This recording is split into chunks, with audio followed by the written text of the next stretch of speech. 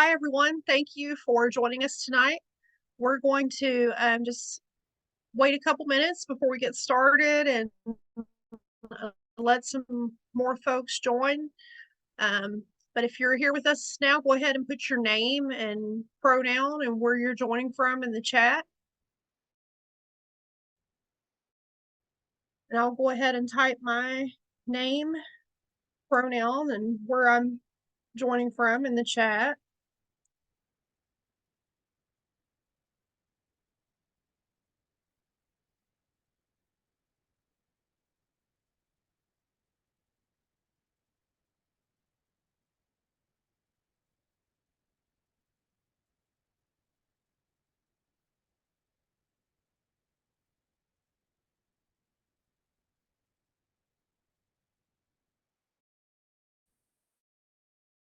Looks like we've got some Tennessee folks, Virginia, Kentucky.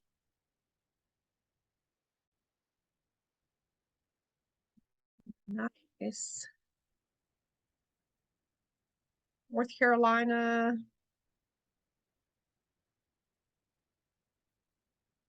Okay, so we'll just give it one more minute and then we will get started.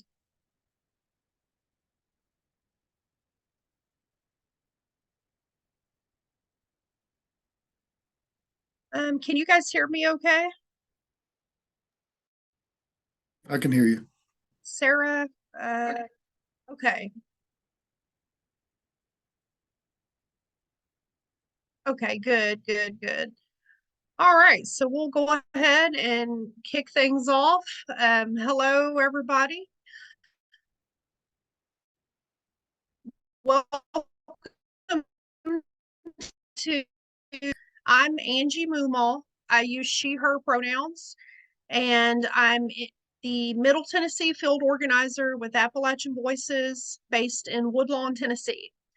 So if you haven't already, go ahead and put your name, pronouns, and where you're joining from in the chat.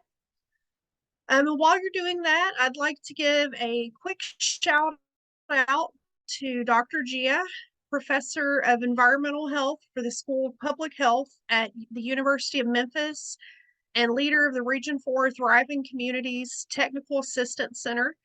You can visit their website through the link in the chat. Thank you, Region 4 Tic Tac, for helping fund Appalachian Voices Solar Campaign. We really appreciate your support and look forward to working with you more closely when we begin our in-person solar workshops this summer. Welcome, everyone, and thank you all for joining us tonight. I hope you were also able to be with us last time when we talked about solar misconceptions.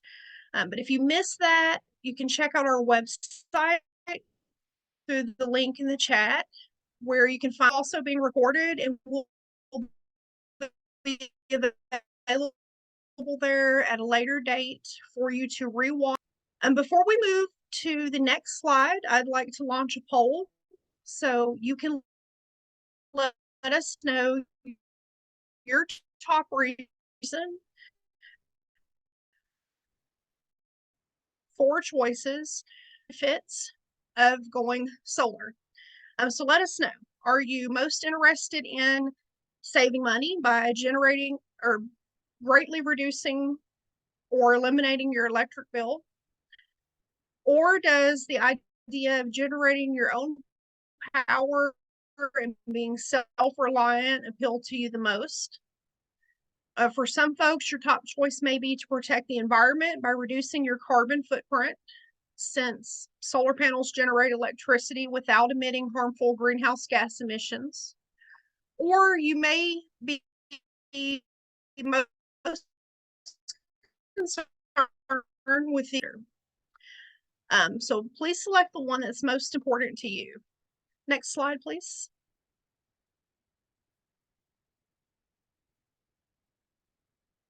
Tonight, we'll be sharing our purpose for holding this webinar about solar for your home, and we'll look at the results of our poll to find out the most common reason among this group for wanting more information on residential solar. Then we'll hear from our guest speakers and learn about energy efficiency from Chris Woolery, and we'll find out more about the solar installation process from Brandon Prelo and Roger, followed by live question and answer session. So as we move along, if you have any questions, please type them into the Q&A box, and we'll try to answer as many questions as possible before ending our call tonight. Also, after our webinar, we'll be sending all attendees an email containing valuable resources and links. Everything that we share with you tonight and more will be made available so you can just relax and enjoy. Next slide, please. With so many tax credits, incentives, and rebate programs now available, solar has become more affordable than ever. Installing solar can be a good way to save money after the initial startup cost, and it gives folks the freedom and security that comes with generating their own power. Home versus paying a local utility company for electricity can be compared to owning your own home versus paying rent to a landlord. Paying for a solar array is similar to paying a home mortgage, where you're building equity over time. While paying for electricity from your utility company is like renting a home. You're paying for use, but you're not building ownership over your energy. There are many reasons people want to invest in solar. So let's take a look at our poll results and see why you're interested in solar for your home. And it looks like the majority of us are concerned about the environment. Although we do share some different goals for going solar. But right now we're going to hear from our guest, Chris Woolery, about how to start saving money on your electricity bills through energy efficiency.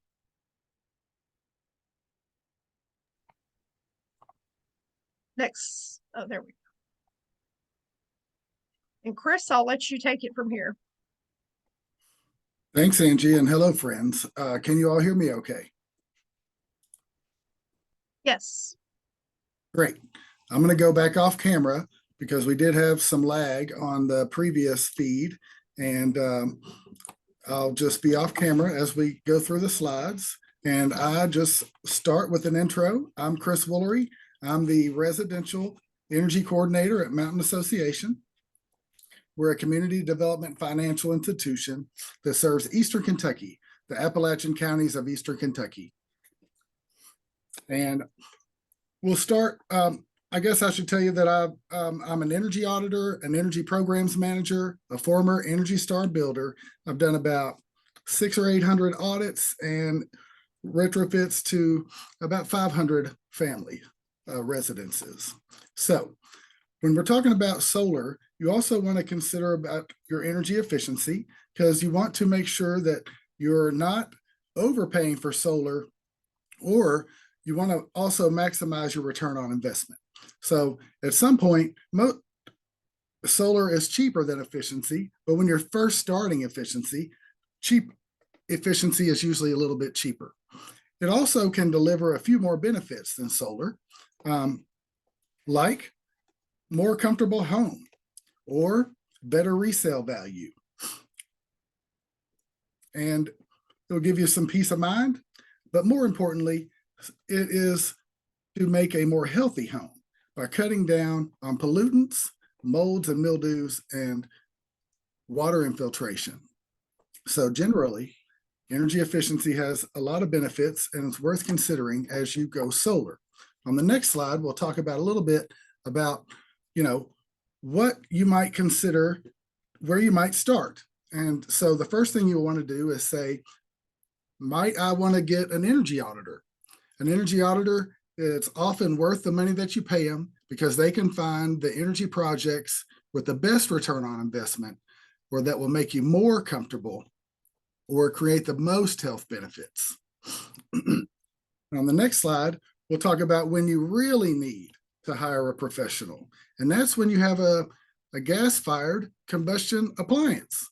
If you have a natural gas or propane appliance, you are probably going to need to check with a professional before you do a bunch of air sealing or remodeling around your gas appliances.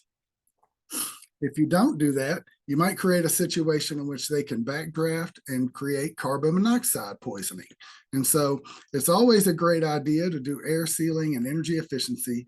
But if you have a gas-fired appliance with a metal flue, like you see on the left hand of that furnace and that water heater, that is a sign that you will need to get a combustion safety test. You'll see in the middle picture there, an energy auditor is checking to make sure that the gases, the combustion gases, are venting properly to the outside. However, if you have a high efficiency furnace, like you see on the right, with a plastic flue, a plastic vent that doesn't get hot, you'll know that you have a sealed combustion system and you do not need to get a combustion safety test. But generally, if you do have a gas-fired appliance, you want to start by calling a professional. And you can find energy auditors online, or you can reach out to some of the folks on this webinar for referrals. And so on the next slide, we're going to talk about what are the best bang for your buck improvements if you're considering efficiency, and the old traditional conservation pyramid. Which is really kind of getting turned upside down these days because solar is so affordable and so accessible now with the new incentives and the new knowledge that's coming into the region. More and more folks are going solar, and so they're telling their friends and neighbors. And so you might want to start with solar, but generally, the old school conservation pyramid starts with understanding what's happening in your house, and figuring out low cost, no cost things you can do to save money. And then small investments like lighting and air sealing that can really make a huge impact.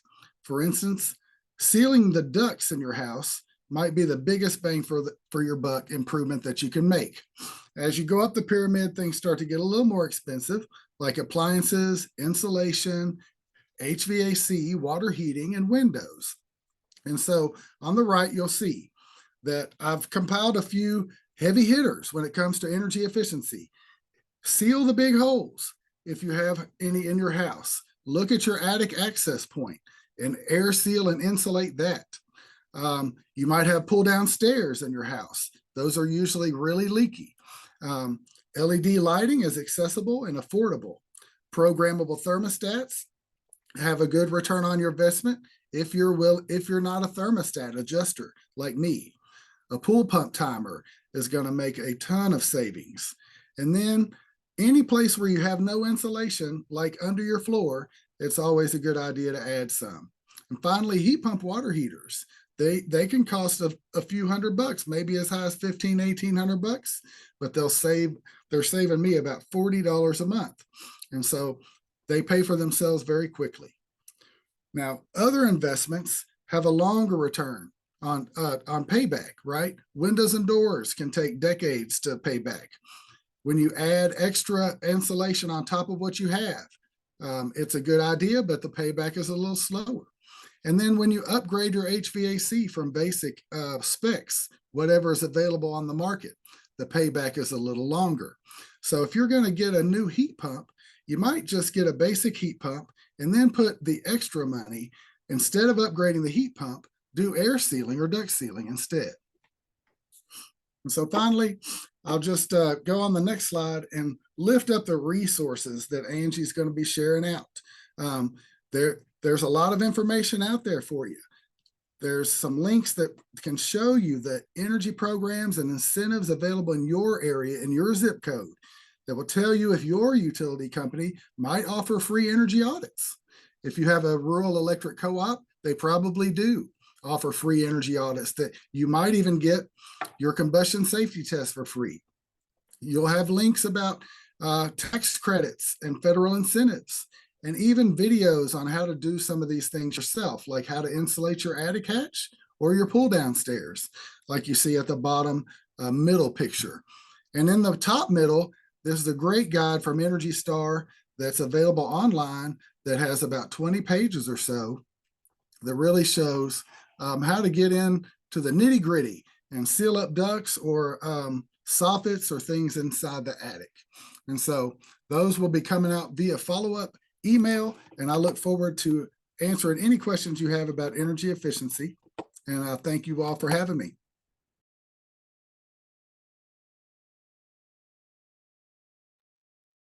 Thank you, Chris. My family and I were able to get those tax credits last year for installing some energy efficient appliances for our home. So those incentives that he mentioned definitely help make that more affordable for us. And now let's hear more about residential solar from our friends with Sun. Brandon and Roger, take it away. Good evening, everyone. My name is Brandon Prelude. I am the Virginia Program Director for Solar United Neighbors, and I'm joined by my colleague, Roger Horowitz, who is the Director of the Go Solar programs for Solar United Neighbors. And we're going to talk a little bit about what you need to know to put solar on your home and some of the other financing options and incentives that will be available to you. Next slide, please. So first, let me just start by talking a little bit about Solar United Neighbors, who we are and what we do. So Solar United Neighbors is a vendor neutral 501c3 nonprofit. And I like to say that we exist primarily for the solar consumer and for the prospective solar solar consumer. And here in this slide, this is kind of our theory of change model. So we do that in three different ways. The first thing we do is we do it by helping people to go solar. So in that, we kind of try to prepare people for what they're going to see when they get a proposal from an installer, to kind of help them understand some of the terminology and some of the technology behind it, and helping them to go solar. We also do that through various programs as far as co-ops and some other incentives and programs that we offer. In addition to helping folks go solar, we also join people together. So we like to join other solar advocates and other solar consumers together to share resources, to share stories, to share experiences. And we do this in a host of different ways. We do this by engaging a large listserv, and as well as having social events across our different territories. And then lastly, we fight for energy rights. So I like to say that this is our advocacy work and our policy work, where we try to be the representative of the homeowner in a nonpartisan way. So that whether that's fighting for net metering laws, HOAs, dealing with policy issues or energy rights issues on local, state, and federal levels. So that is our theory of change. We join people, we help people go solar, we help join them together, and then we collectively fight for energy rights. Next slide, please. All right, so here in this diagram, I kind of want to talk a little bit about how rooftop solar works. I want to first start by saying as a caveat that 99% of solar systems or rooftop solar systems in the country are grid tied systems. And I want to explain what this means as I go through this diagram. So at number one, you see that there are some panels affixed to this home's roof. And those panels would then absorb energy from the sun in the form of direct current. And then from there, that direct current is funneled to option number two on this slide, which is an inverter that will then convert that direct current to alternating current so that energy can be used in your home. And then as that energy is converted, it goes to step number three. That energy is used directly in your home, school, or your business. So to meet your energy needs at that moment, to handle any energy uses that you have at that time as you produce, you immediately use that energy. And then there's something that happens with the excess energy that you may have. But let's say you produce energy and you're not using as much energy. There's also going to be step number 4, a bidirectional utility meter that'll measure the energy used. So as you use that energy, it'll keep track of it. And that which you don't use is then 5 pushed to the grid from your solar panels. So you'll create energy in step number 1. That energy is then converted in step 2 to be used in your home in step 3. And then whatever excess energy that you have not used in steps 4 and 5 are then pushed to the grid. And I'll kind of talk about what that means for you in this next slide. Now, pushing that energy to the grid creates something that we call net metering. And I do want to say as a caveat, I know that we have folks from several different places here. And I know that for those of you who are in Tennessee, net metering is not an option for you, but we still want you to understand how net metering works and how the bill credits work there. So net metering is a 1-to-1 credit per kilowatt. So if you've produced energy and you haven't used it, you will get a 1-to-1 kilowatt hour credit for that on your utility statement. And this could happen, as I said in the previous slide, in daily or seasonal surpluses. So let's say you've produced energy, but you know your energy needs for that day were relatively low. Now you've created a surplus, and you'll get a 1-to-1 credit for that. That'll roll over to your next billing cycle. Net metering, I want you to think of net metering as an annual billing cycle. But this doesn't mean an annual billing cycle from January to December, but it would be an annual billing cycle that starts based on when your system was interconnected to your utilities grid. And that credit and those credits go to offset a percentage of your annual energy consumption for your home, for your business. I'll give you a little background on me. I have solar at my church, and our solar system offsets about 85% of our energy needs annually. Next slide. And this is kind of an example of what that would look like bill-wise. I'm going to give you 2 different examples here. So what you see here, let's say you produce or you consume 300 kilowatt hours of electricity in one month. And the solar system that you've placed on your home has generated 250 kilowatts of electricity for you. So the amount of electricity that you'll pay for on your bill would be 50 kilowatt hours. So that 250 kilowatt hours of produced energy would offset the consumption of your 300 kilowatt hours. And I'll give you another example to kind of help with the net metering example. Let's say you consumed 300 kilowatt hours, but you produced 350 kilowatt hours. So now you're left with a net credit of 50 kilowatt hours that then will carry over to be used for your consumption in your next month's cycle. So I like to say, think of for those of us who remember the old cell phone plans, I like to say, think of it as a rollover minute system. So if you produce more than you consume, those kilowatt hours roll over to the next statement for you.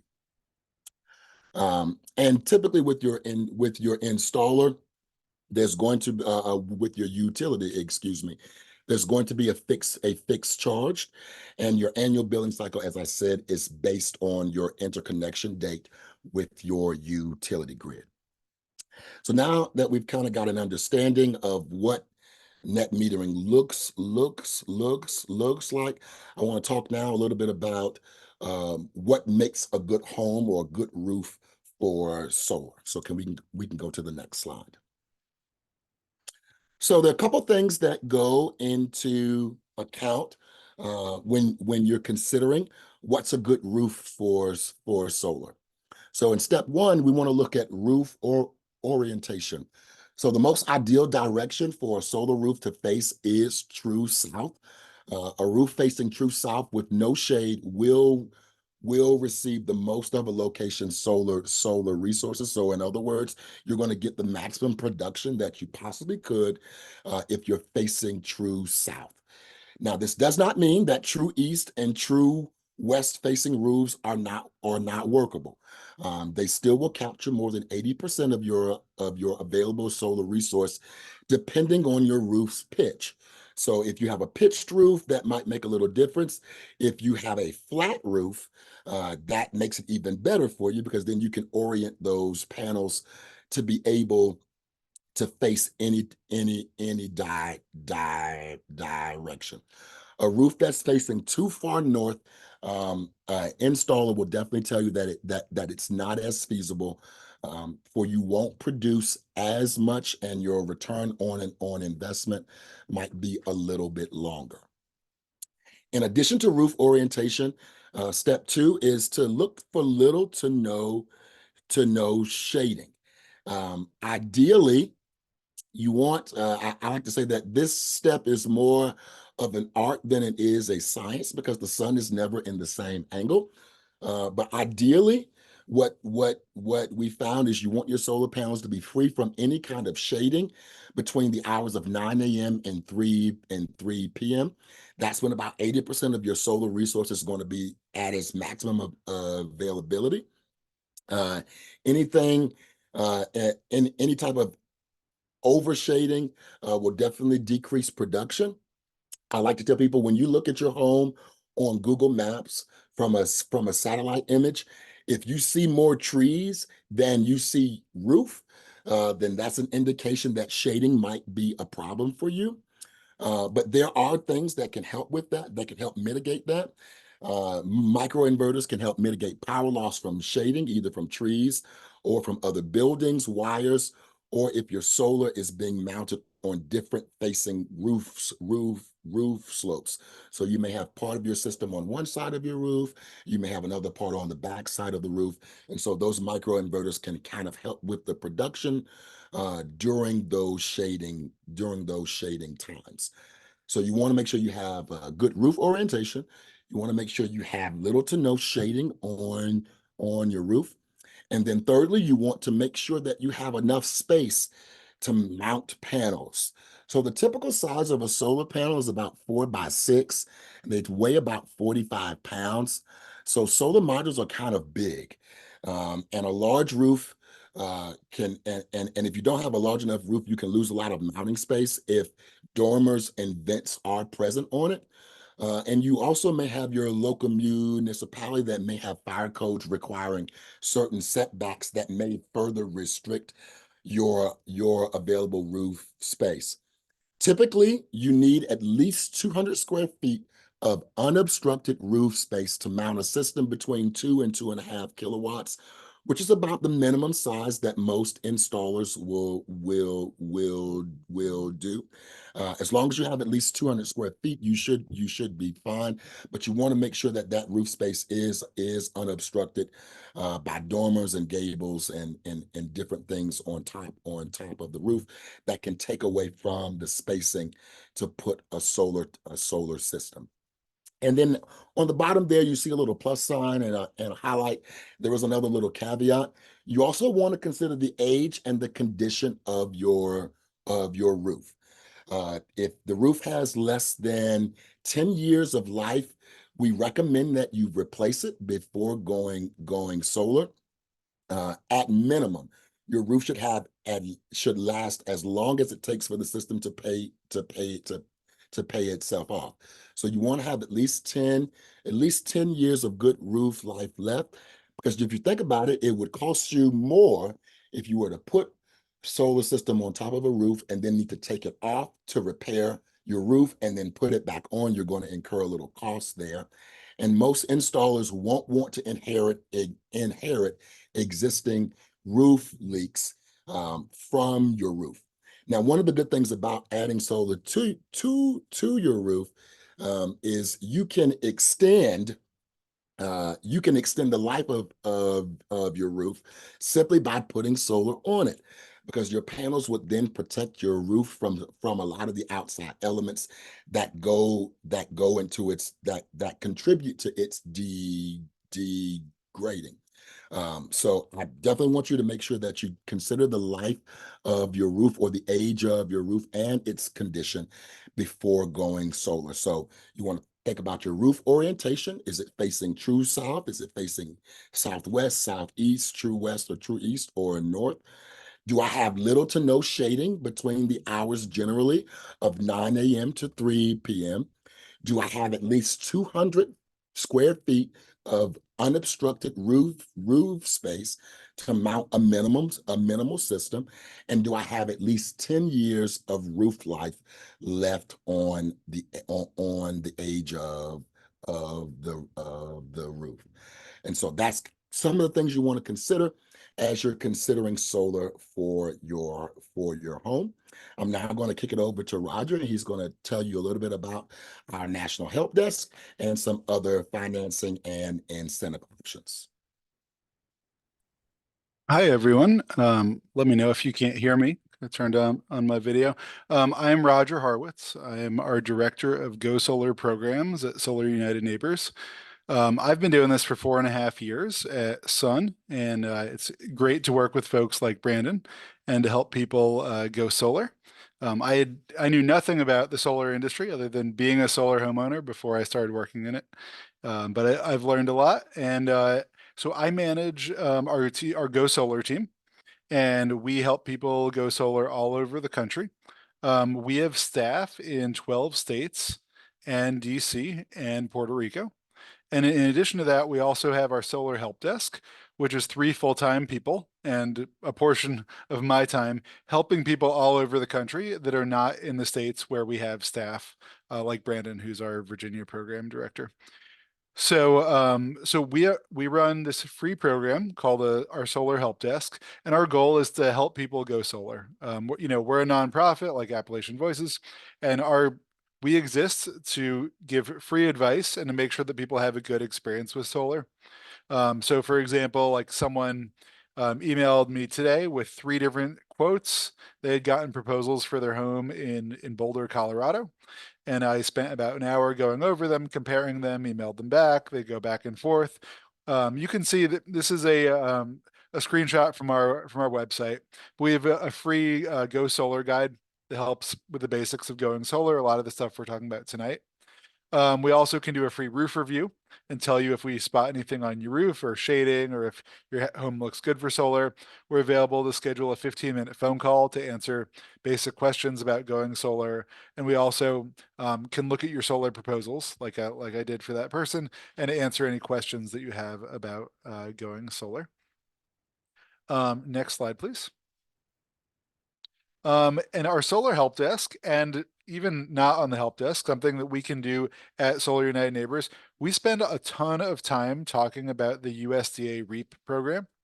For rural businesses anywhere in a USDA, certified rural location, and they have a map on their website, so you can type in their address and see if that counts.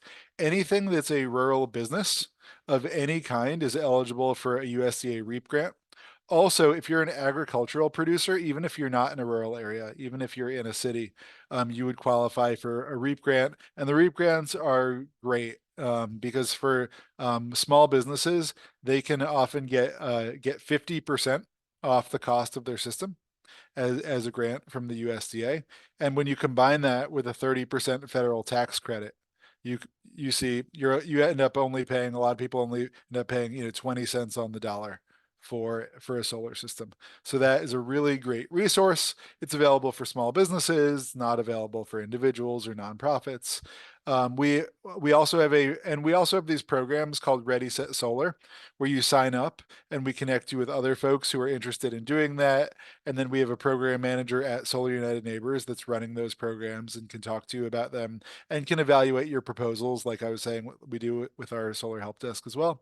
We have a program for nonprofits, part of the Inflation Reduction Act in 2022, was finally getting nonprofits to be eligible for the 30% solar tax credit that's been available for businesses and for individuals. So we can help walk you through that as well, because it's a little complicated. So we help lots of churches, synagogues, mosques, and other nonprofits making sure that they have their paperwork ready and they understand the process for getting that 30% elective pay or direct pay credit, which is the name for the tax credit for someone who doesn't pay taxes like a nonprofit. Solar United Neighbors, our help desk. We also have, and all of these are on our website, we have a battery storage guide. We have a guide for selling your solar home and how to talk up the points and how going solar can increase the value of your home. We have our Go Solar guide. We have a guide for solar owners. And we have a very, very detailed, like 65-page USDA REAP guide for rural businesses, where we talk through every step and basically make sure that you know how to submit that in order to get it accepted and to get that money from the USDA. And I want to answer a couple of questions before I move on a little bit that I saw come in while Brandon was talking. There's a question about areas that don't have net metering. And like Brandon said, net metering is really interesting because actually a lot of places don't have net metering, and some places have time of use rates instead, when different times of day electricity has a different price because the utility wants to incentivize you not to use it when most people use it, which is usually about 4 to 8 p.m. on weekdays. Those tend to be the heaviest times of use. But I always like to talk about net metering just as a concept because it really helps people understand. So even if in your area net metering doesn't exist and there's a different system, your solar company should be able to tell you that. They should have that in their solar proposal for you, so you'll understand exactly what your payback is. Also, that's something else that you can contact our help desk about. We can help do that modeling and show you how many years we think it'll pay you back. Sometimes people contact us and say, hey, I have solar, but I'm not saving as much money as I thought. So then a lot of the time we can troubleshoot things that aren't actually solar related, but they are related to saving money with solar. For example, like we do a lot of work in Texas. And for example, in Texas, there is no net metering. So people, when they're sending excess power back to the grid, they're not getting a one-to-one credit.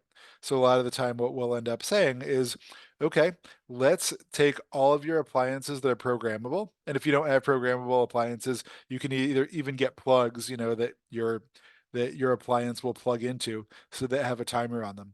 So you can make sure like, hey, my sunniest time of day, I have an app on my phone. I can see hey, I'm sending power back to the grid consistently between 1 and 3 p.m. Well, you know what I'm going to do? I'm going to set my dishwasher and my clothes dryer every day to when they run to run only between 1 and 3 p.m. because that's when I'm sending the most power back to the grid. And that way I'm making sure that I'm getting credit for that because I'm able to use it myself. And I see Sarah asked, how do we get the help desk? We'll share the link. There will be an email going out after this. But if you go to solarunitedneighbors.org, which is our website, that/help desk, or you can click a button and you'll see it on there. And we'll definitely share all of those links. Also, there's a question about batteries. I just wanted to flag for folks, batteries are expensive. They often are more expensive than solar. The folks that I tend to see getting batteries really are folks who tend to do it for resiliency. In most areas, people that I see getting batteries are doing it like in Texas, where they've lost power during a lot of storms, in the same kind of places that folks tend to get a generator, more in rural areas, less in cities. Batteries tend to not be as cost effective, but there are lots of programs all over the country right now, which you may have heard of, called virtual power plants, where utilities are actually encouraging people to get batteries and they'll give you quite a rebate. So in North Carolina, Duke Energy just rolled out a huge rebate program for batteries, where I think they'll give you up to $5,400 to get a battery, and plus you'll get a 30% tax credit for that. And the fine print says that you're getting a battery, they're giving you that money, but it needs to be an internet connected battery, which they all are. And what they want, and they put in the fine print that, hey, on the 20 days of the year when there's the greatest electricity demand, they reserve the right to use up to half the power in your battery. Half the power in your battery really isn't that much, But obviously, if they have 10,000 batteries working together, just using, let's say 6 kWh from each battery, and you have 10,000 batteries, all of a sudden those batteries work together and that becomes the size of a power plant. So rather than building a new power plant, which is very expensive, what they're doing is they're giving a rebate. Duke Energy and lots of utilities are starting to do these programs. So in areas with these virtual power plant programs, batteries make a lot more financial sense because that's a big chunk of the cost of installation. I also saw a question about metal roofs and if metal roofs are good for solar. Standing seam metal roofs are the best roofs that you can have for solar. Usually for most types of roofs, unless it's a flat roof, they're going to be drilling into the roof and, and sealing it and flashing it and making sure that it's not going to leak. But actually the easiest installs are done by putting solar traditionally on a standing seam metal roof because they can just put a clamp on the standing seam on the seam between the metal pieces that goes up, and they can put a clamp and attach the solar panels right there, so they don't actually need to make a hole. So if people have standing seam metal roofs, which I know are more common on farms, those are absolutely great for solar and tend to be one of the easiest ways to do a solar install. I realize I've talked about a lot of stuff that was not on the slide here, but next slide, please. In terms of choosing an installer, we're a vendor neutral nonprofit, but we can help you do research. So when you're choosing a solar company, and I saw someone ask about finding someone to a home energy audit, and I would say, I honestly, a lot of these things apply there as well. Is look for online reviews. That's always a good place to start. Look at Yelp, look at Google reviews. For solar, there's a website called Solar Reviews that has a lot of reviews as well. Also, when you're looking at review sites, see if they're making money from these companies because there are review sites that get paid. So make sure, I would say, check a variety of sources, see how many reviews there are. You don't want, generally, if a company has fewer than 10 reviews on a review site, I don't think it's really worth anything. You really need to have quite a large volume. Also ask for local references. An installer can be absolutely great to work with in Tennessee because they're based in Tennessee and they understand permitting in Tennessee. But if you're going to be their first installation in North Carolina, they may not understand the permitting, and different counties have different building codes. So it is really important not to just check their ratings, but also to ask for local references in your city, in your county. Make sure that they've done some installs there and they understand how the permitting office works and how the building code works there. I always recommend getting at least 3 quotes. You would not believe it. Same as any other home improvement project. Sometimes you'll get a quote and it will be $10,000 or $20,000 more than another quote. I've seen solar quotes where generally around the country, $3 a watt is a standard price. So for an average home solar system, some are bigger, some are smaller, but about $20,000 is often a common price.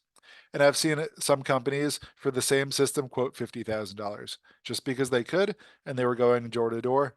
And their goal was to get someone to sign a contract right there at their door. And they figured they're not going to get any other quotes. So they won't realize that they're paying 2.5 times the price for the same system. So right, pricing matters a lot. It's really important. I mean, I would never recommend a race to the bottom. We're not trying to always get the cheapest of everything. You want to make sure it's good quality and a good company, but pricing really varies. Sometimes a company will be so busy that they'll say, okay, we'll give you a quote, but it's going to be a 30% markup just because we're really busy and we don't really care if we get the business, but we're happy to take the business if it's going to be, um, if we're going to get that much money. And also a warranty matters a lot. And there are a lot of kinds of solar warranties. One is the warranty on the equipment itself, and the other is the warranty by the installer. So making sure that the installer is going to be there if you're having a problem 6 months, a year, 2 years down the line. And even if your installer does go out of business, which hopefully won't happen, almost all of the big equipment companies have a 10 to 20 to 25-year warranty on their equipment. So let's say a panel or an inverter failed 15 years down the line, even if the installer, happens to not be there, you could call them and they would be able to connect you with an installer in your area that can help do the repair. and the equipment would be free. Next slide, please. In terms of financing options, we are all familiar with how high interest rates are, and that has been a big problem in the solar industry recently, just because fewer people have been able to afford going solar, just because, interest rates mean that, monthly payments are going up a lot. But there are many different types of loans. There are national loans, there are local loans. Most solar companies have their own financing. Um, that financing sometimes is good, sometimes it's really bad. So I would always recommend looking at other options, talking to your bank, talking to your credit union, seeing what kind of loan options they have as well if you're taking out a loan. Of course, if you're paying cash, this doesn't matter because you're paying with cash, but the majority of folks use loans. And also, if you go to our website, solarunitedneighbors.org/financing, we have a list of different companies and different national options. Obviously, we're not going to have everyone's local bank and local credit union on there as well. Also, it's very common around the country that folks do solar leases, or in some areas where they're legal, power purchase agreements. A lease means that you agree to pay a fixed amount of money every month. For example, you're paying $100 a month to have a solar system on your roof. And a power purchase agreement is different because you're agreeing, let's say that your utility is, charging 15 cents a kilowatt hour. Maybe your power purchase agreement, you are agreeing to pay 12 cents a kilowatt hour. So you're going to save 20% on your electric bill. And a lease, you're just paying the same amount every month. A power purchase agreement, you're agreeing to buy the power from the solar panels on your roof for a discounted rate. So the company that owns the system for a lease or a power purchase agreement is a solar company. Well, or they sell it to a bank, so they own the system. So let's say they're getting the 30% federal tax credit, and they're doing that, and then they're installing it, and then you are paying them, and you're getting 20% savings on the cost of your electricity. There's no right thing to do. Generally, historically, people save more money owning their own solar system rather than renting it. That being said, with interest rates being what they are right now, a lot of folks are doing these third-party ownership options, leases or power purchase agreements. The real thing with them is it's a contract. Our help desk can help. A lawyer can help. I definitely would just make sure to read the fine print. It's really, really important. Anytime you're entering into a long-term contract. I mean, same with a loan or anything else. But I've historically seen some issues where people may not have read the fine print and they thought they were saving 20%, but they're actually not, because hey, every year your payment goes up 3%, something like that. So, we're happy to look over that fine print for you as well. I am not a lawyer, but I've read a lot of these contracts. And also the USDA REAP program is a great option for any rural small business, like I talked about before. And then also the direct pay or elective pay for nonprofits. There are also lots of companies who specialize in solar leases for nonprofits, and that's its own sector. So there are companies that all they do is work with churches, just financing those systems and putting them on the roofs. Next slide, please. Yep. And like I said before, in terms of loans, you can go through your installer or on your own. Some folks use a home equity line of credit or the installer financing. There are also a lot of credit unions that specialize in solar loans. The Clean Energy Credit Union and the Community First Credit Union are two of the biggest. I see a question also, how do you protect yourself if your solar company goes out of business? For an installation, one of the most important ways to protect yourself is just by making sure that you're reading the fine print in your contract about when payments are due. It's really important, like any home improvement project, just that you're saving your last payment until the system is fully on your roof. I mean, I don't think there's also obviously a really important reason to check online reviews, check local references, make sure that you're using a reputable company and not someone who's just going door to door who you've never heard of. Most solar companies are not going out of business, but in case yours did, if your system is installed I mean, that's why I would withhold the last payment until, or have your financing company, make sure that they withhold the last payment until your system is actually on your roof and working. That's key. But then if your company were to go out of business and your system is installed, you're fine because your system is working. And if there's a problem down the line, um, there are warranties on the equipment itself. So obviously, I wouldn't want any small business to go out of business, but it occasionally happens. Okay, thanks so much, everyone. That is it from me. I'm gonna turn it back to Angie. Thank you, Roger, and thank you, Brandon. Okay, looks like we've got about 10 minutes for questions. So we'll open it up for discussion. Looking at the Q&A box, and there were some questions that were put into the chat box as well. Some things. I think we addressed. Sarah had some questions, and maybe Chris can answer this. Does West Kentucky have net metering? If you're buying energy from a rural electric co-op, it has net metering. I think the only two utilities in Kentucky that have changed the 1-to-1 is Kentucky Power in Eastern Kentucky and LG&E and KU, which does have some presence in Western Kentucky. So they have devalued the value proposition a little bit, but it still gives a better than wholesale rate for exported solar. And so if you do your homework, you can still have a good return. Okay, good to know. Thank you, Chris. There was a question from David, and I think this was to Roger. Are you saying farmers can get help from USDA REAP? Yeah, and we have a super long REAP guide that is way more detailed than everything I can remember.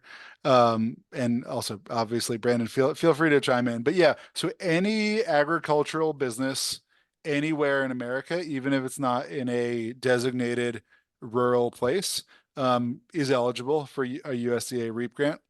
And then any rural business, even if it's not a farm business, any type of rural small business at all, is eligible for REAP. And then there are a lot of qualifications about income. Like I know that Chris or Brandon, do either of you want to jump in on that?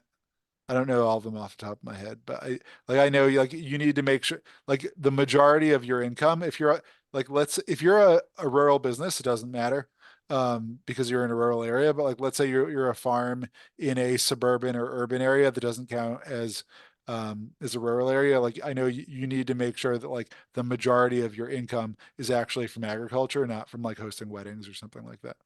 Yeah, Roger, I can't remember what the exact percentage is, but if you are like an urban farm and you're not in a rural area, there is a certain percentage, and I know that our REAP guide goes over that, but there is a certain percentage of income that has to come from agriculture in order to qualify for that. Just another little thing to add on top of that, if I'm not mistaken, and you can correct me if I'm wrong, Roger, but I believe so, that even if you are able to take advantage of REAP, you can also stack that against any other incentives that are available to you. So I would say, if you're definitely in a rural area, think of REAP as another avenue to help with some incentives. But taking advantage of REAP doesn't mean you couldn't take advantage of any of the other incentives as well. Okay, and we had a question too from Joe. He says when he looked into REAP previously, he did not qualify because he had too much non-farm income. Now that him and his wife are retired, he's wondering if their Social Security would count as non-farm income. They'd like to install agrivoltaic system as part of their farm operation. I do not know off the top of my head. We do have, I've got 3 colleagues, me and Brandon have, who are REAP specialists, and I'm sure they would know this. Um, but yeah, if I would say if you reach out to us, they'll send out our contact information in the follow-up email, and I can also put it in the chat. But I can definitely connect you with folks on our team who definitely would know off the top of their head. Um, yeah, it all depends on what's farm income versus not farm income. Also, one issue that we often see is that like people will have 1 meter on the farm and that'll be for their home and for their business. And like one of the USDA REAP specifications is that it can't cover where you're living. So then sometimes it'll be like, okay, well, is it worth it if I'm applying for this grant to, get a second meter to, have separate metering on your home versus the business. Like many government things, there are just a lot of qualifications. Okay, thank you. That's helpful. So Joe, maybe check out that REAP guide, and then you can reach out to them if you have other questions. There's also a question from Sarah. She wants to know if it's best to purchase batteries now, even though tech is changing. So I don't know who. Yeah. I'll take that. Roger spoke a little bit to it. We really try to say when you consider battery storage, you should be considering it for certain things because the technology for battery storage is still kind of catching up. In most cases, you might get like a day and a half, maybe 2 days, depending on the size of the battery. We typically try to say if you have critical needs, or if you live in an area that is prone to power outages, that may be a reason to look at a battery. And when I say critical needs, let's say you have medical equipment where you can't be without power or something of that nature, then I would definitely consider a battery. But to add to Roger's point from earlier, batteries are kind of costly now, still. They've come down a little bit, but not an extreme lot. And so as the technology catches up, I would really refer you to our battery storage guide, which is a little more in depth to kind of really answer those questions for you as to would a battery be useful for you? Would it be a useful investment? Um, but the batteries are kind of tricky a little bit, but I would just encourage you to to really understand the need for why you would want it, to make sure that it's going to be an investment that'll pay off for you. Okay, thank you, Brandon. There's a question from Carol. Connecting to the grid is a problem in Tennessee. Most of the available space is bought by the end of January for backups of freezers, etc. Yeah, I'm not sure who, if one of you. I'm happy to take that.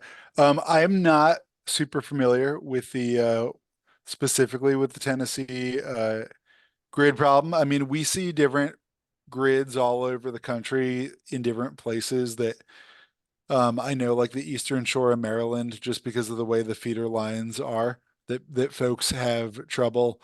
And also this is one of the reasons why I do think it's really important to work with a local company that really understands your area, is just that they'll know like I mean, I've definitely seen people who they'll get a solar system, but as part of their interconnection, they'll say, I'm gonna not backfeed to the grid. I'm gonna have a battery. I'm gonna, use the power myself. I'm gonna use the battery, or maybe not. I'm not gonna backfeed to the grid, but they can have their electrician put on a cap basically. That's like, okay, we're only gonna make sure that no more than this much power is going out to the grid at a time. So it really is one of those things that having a local company or a national company that has someone locally and understands, um, I think that's really helpful. One of the, I mean, big misconceptions with solar is that, when the grid goes down, solar goes down as well. because you need to protect the line workers and you can't have your system putting energy back onto the grid. So, I mean, people are, often have that question. So that's why folks get batteries. Same reason, that people get generators is for backup. There are a lot of different solar options for resiliency. There are home batteries that are more expensive. There are also like all the kind of DIY backup options. Like there are a lot of companies out there. EcoFlow is one of them, and Anchor, where they'll have basically portable solar panels so that you can have a battery specifically to back up your freezers and fridges, and that battery you can have it charged inside your house in case there's a storm, and then use that, and then when that battery goes out, basically run an extension cord to a couple of solar panels outside to charge it. But there are a lot of different options, and really your solar company that you talk to, should understand the options that would work best for you. They can also do the math, as we could as well, for like how much energy your freezer is going to pull to make sure you're not spending more money than you need to on a backup system. This is Chris. I just wanted to jump in to throw out another Gotcha. option that hasn't been mentioned. That's your car or your Ford Lightning. You can get a bi-directional charger installed, and then your car can act as a backup generator for your home. And a lot of people are not aware of that, but I think it's one of the biggest biggest potential things that could cause a lot of growth in battery and solar and in rural areas especially. So think about that as one option as well.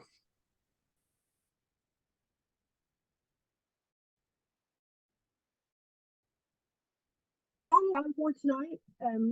Special thanks to Chris, Brandon, and Roger. And thank you everyone for joining us. I hope you can make it to the final webinar. If we can go to the next slide, please. The next webinar will be our last one in our Solar Simplified series about community solar, and that will happen on April 24th. And you can also visit our website to register for that webinar and see the recordings of the last two. And if you have any questions, if we couldn't get to you, just feel free to email us at solarsimplified@appvoices.org.